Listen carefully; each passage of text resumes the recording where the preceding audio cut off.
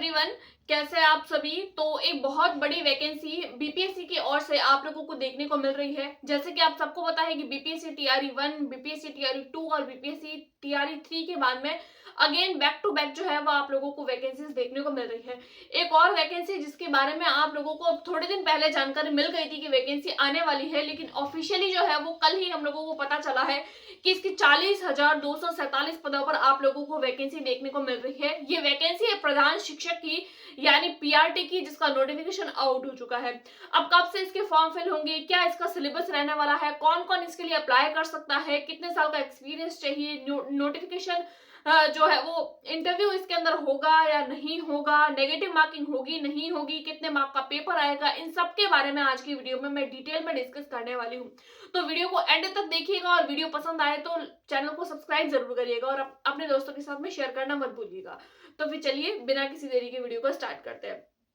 सबसे पहले तो हम देखें वैकेंसी कितनी है, पद कितने हैं। तो देखिए ये है पद है प्रधान शिक्षक के, यानी फर्स्ट टू लेकर 8th क्लास तक पीआरटी के लिए आप लोगों के प्रधान शिक्षक यानी फर्स्ट टू 8 क्लास के लिए जो जो हेड मास्टर होता है, हेड मास्टर के लिए वैकेंसी है और बीपीएससी की ओर से निकाली गई ये भी वैकेंसी है, बिहार में है। 40,247 पदों पर है। इसमें आप लोगों का पेपर पैटर्न क्या रहने वाला है, तो देखिए इसमें भी आप लोगों का ये जो बीपीएससी का पेपर होता है ना, टीआरई 1, टीआरई 2, टीआरई 3, इस तरीके का जो पेपर पैटर्न होता है उसी तरीके का पेपर पैटर्न इसमें रहने वाला है। यानी कि 2 पार्ट होंगे, भाग 1 और भाग 2। भाग 1 में आप लोगों के ये जो टोटल एग्जाम होगा वो 150 मार्क का होगा। नेगेटिव मार्किंग इसके लिए नहीं होगी, ये सबसे पॉजिटिव पॉइंट है। नेगेटिव मार्किंग नहीं होगी, किसी भी तरीके का इंटरव्यू नहीं होगा, सिर्फ एक एग्जाम देना है, एक पेपर देना है और पेपर देने के बाद में आप लोगों का डायरेक्टली इसमें सिलेक्शन हो जाएगा, राइट। उसके अलावा अगर मैं बात करूं 150 मार्क का पेपर होगा, 2 पार्ट्स होंगे, एक होगा 75 मार्क का और दूसरा भी होगा 75 मार्क का, यानी 70 मार्क 75 मार्क के 2 पेपर आप लोगों को यानी 2 भाग एग्जाम के लिए आप लोगों को देखने को मिलेंगे। उसके अलावा पार्ट ए जो होगा उसमें जनरली जीके और जीएस जो हर एग्जाम में पूछा जाता है वो जीके और जीएस पूछा जाएगा। और सेकंड पार्ट होगा, उस सेकंड पार्ट के अंदर आप लोगों को डीएलएड में आप लोगों ने जो पढ़ा है, यानी कि आप लोगों के साइकोलॉजी और जो भी बच्चे से रिगार्डिंग जो भी चीजें हैं साइकोलॉजी और पैडागोजी से रिलेटेड, वो चीजें आप लोगों से पूछी जाएगी। उसके बाद उसके अलावा हम लोग बात करें कि इस एग्जाम की फॉर्म फिल कब से है, तो देखिए फॉर्म फिल जो है वो आप लोगों की 11 मार्च से स्टार्ट है और 2 अप्रैल तक आप लोग फॉर्म भर सकते हैं। और कौन कौन इस एग्जाम के लिए अप्लाई कर सकता है, तो देखिए मेन बात यही है कि इस एग्जाम के लिए हर कोई अप्लाई नहीं कर सकता है। अगर आप लोगों ने अभी डीएलएड किया है, बीएड किया है या न्यू कमर है तो अभी आप इस एग्जाम के लिए अप्लाई नहीं कर सकते।